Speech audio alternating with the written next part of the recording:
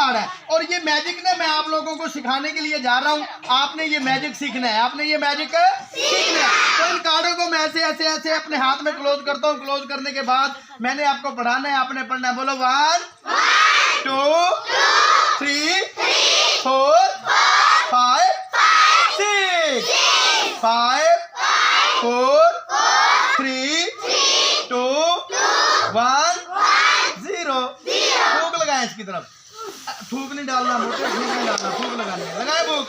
हाँ जी, देखता हूँ क्या बनता है, जो कुछ बनेगा आपकी निगाहों के सामने। जरा जोर से जोर से करना।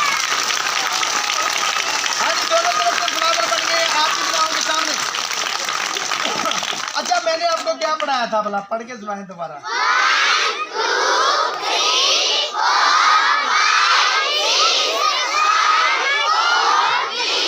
4 लगाए फूक। ओ